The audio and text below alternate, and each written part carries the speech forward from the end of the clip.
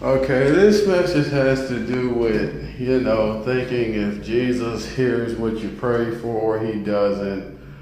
Here's the thing with that. The Heavenly Father hears everybody's prayers.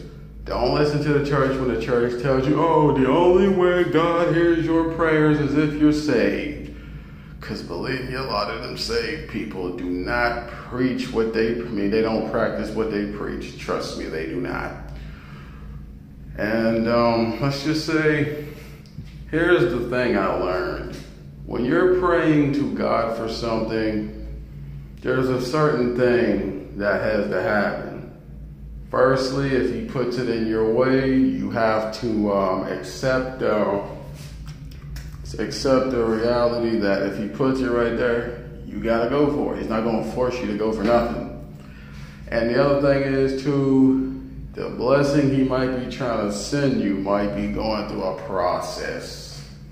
Meaning, for example, if you pray to Jesus for an apartment, the apartment he wants to give you, somebody else might be living in it, and he can't force them to move out because it's their free will to live there.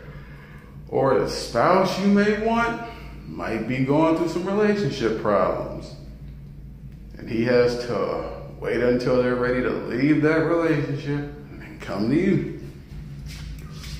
Or if you want a situation to get better in life, he might show you how to fix it, and it's your decision to fix it. Basically, he cannot force anyone to do anything, period. Because the thing with Jesus is, oh yes, and the other thing is too, if you wonder who in your life is real versus who is fake, you can ask God to show you. But let's just say you might not always like who he shows you. But if you ask him, he will show you. It's just up to you on how you deal with it.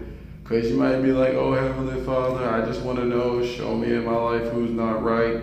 What if it's your mom? What if it's your dad? What if it's the people that you're closest to? What if it's your closest friends who you trust with your most deep, dark secrets? Could be the people you closest to who are not right. Then the people who you keep away from you, those might be the people he was trying to send to you to help you get through your problems, while the people he didn't send are the ones that you associate with. And he's like, here's a visual. These are the people that are right for you. These are the people that are not right for you. The people that are not right for you are the ones you're shunning. The people that are right for you are the ones you're hanging with. So when he shows you, it's up to you. Hang with him or let him go. And also, if you're praying for a spouse, just understand before he sends you a spouse, he got to correct you like he has to correct that person. Nobody's coming to you fully perfect, like I mentioned in the video previously.